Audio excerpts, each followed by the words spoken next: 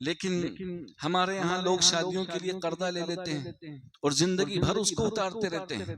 سارے کے سارے لوگ مقروض ہیں، زکوٰۃ کھا سکتے ہیں. اس کا مطلب یہی ہوا. زکوٰۃ شادی کو اللہ نے آسان بنایا ہے، اسلامی اعتبار سے شادی کو اللہ نے آسان بنایا ہے، لیکن آپ نے خود اپنے اوپر بوجھ ڈال لیا ہے، ضرورت سے زیادہ پاؤں پھیلا لیا ہے آپ نے. تو آپ کے اوپر قرضہ ہو گیا ہے. جب قرضہ ہو گیا آپ کے اوپر، اتنا زیادہ قرضہ ہو گیا ہے، تو اب کیا ایسے لوگوں کو دیا جا سکتا ہے؟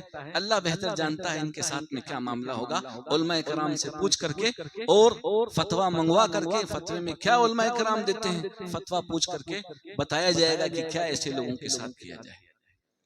جو ہمارے یہاں لوگ زیادہ تر شادی کی وجہ سے مقروض ہوتے ہیں، شادی میں قرضہ کر لیا بہت بری طریقے سے.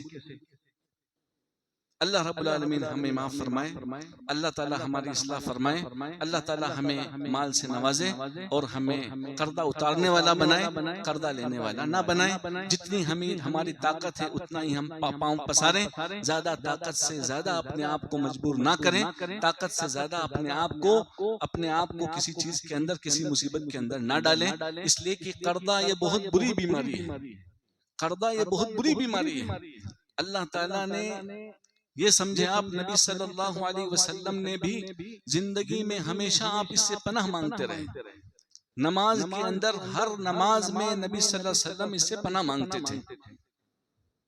من الدین واعوذ بک من غلبۃ الدین، قرضے کے بوجھ سے اللہ میں تیری پناہ چاہتا ہوں، مجھے بچا لے اس قرضے سے. آپ مانگتے تھے، دعا مانگتے تھے. وقض الدین عن المدینین، اے اللہ جو مقروض ہیں ان کے قرضے کو اتار دے. دعا مانگتے تھے اللہ کے نبی صلی اللہ علیہ وسلم. تو قرضہ بہت بری چیز ہے. قرضہ ایک ایسی چیز ہے کہ چاہے آپ کے پاس کتنی ہی نیکیاں ہوں، لیکن آپ نے کسی کا قرضہ لیا ہوا ہے اور اس کو دیا نہیں ہے، تو پھر آپ جنت میں نہیں جا سکتے. آپ جنت میں نہیں جا سکتے. شہید انسان کا کتنا بڑا درجہ ہوتا ہے، بہت بڑا درجہ ہے اس کا. لیکن وہ انسان بھی اگر مر گیا، اس کے اوپر قرضہ ہے، تو جنت میں نہیں جا سکتا. وہ یغفر للشہید کل ذنب الا الدین، یغفر للشہید کل ذنب الا الدین. شہید کا ہر گناہ معاف ہو جاتا ہے سوائے قرضے کے. نبی صلی اللہ علیہ وسلم تو ایسے لوگوں کی نماز جنازہ ہی نہیں پڑھاتے تھے. پوچھتے تھے اس کے اوپر کسی کا قرضہ ہے، آپ کے سامنے میت آتی تھی، آپ کہتے تھے اس کے اوپر کسی کا قرضہ ہے، لوگ کہتے تھے کہ ہاں ہے، تو آپ کہتے تھے کہ کون اتارے گا؟ لوگ کہتے تھے کہ میں اتاروں گا. یا تو رشتہ دار اتار دے، یا کوئی ہاتھ کھڑا کر لے، بھائی میں اس کا قرضہ اتاروں گا، زکوٰۃ کے پیسے سے اتاروں گا، لیکن اتاروں گا اس آدمی کا قرضہ. کوئی کہتا کوئی ہاتھ کھڑا نہیں کرتا، تو نبی صلی اللہ علیہ وسلم کہتے ہیں میں اتاروں گا اس کا قرضہ، بیت المال سے لے کر کے اس کو، تاکہ اس کا معاملہ آسان ہو.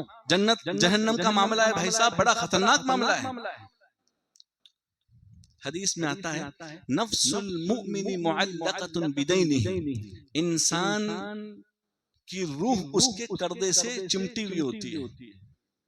انسان کی آتما اس کے قرضے سے چمٹی ہوئی ہوتی ہے جب تک کہ اس کا قرضہ اتار نہ دیا جائے، جب تک کہ اس کا قرضہ اتار نہ دیا جائے. تو ایسے مقروض لوگوں کے لیے زکوٰۃ کا پیسہ دیا جا سکتا ہے تاکہ اس کی جان چھڑائی جائے.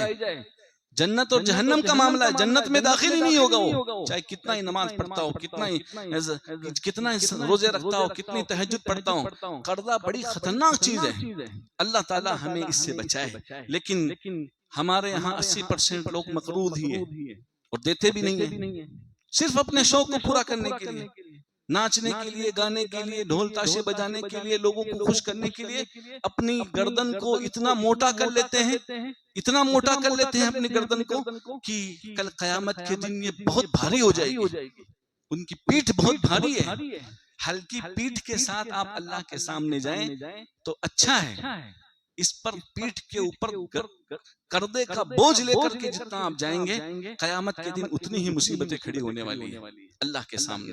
کیونکہ اللہ اپنے حق کو تو معاف کر دے گا، معاف کرنے والا ہے، رحم کرنے والا ہے، لیکن بندوں کے حق کو معاف بندے ہی کریں گے. دنیا میں یا تو آپ معافی منگوا لیں، ٹھیک ہے، اچھی بات ہے. دنیا میں معاف نہیں کیا کسی نے تو وہاں معاملہ بڑا خطرناک ہے. بار بار یہ باتیں آپ لوگوں کے سامنے آتی ہیں.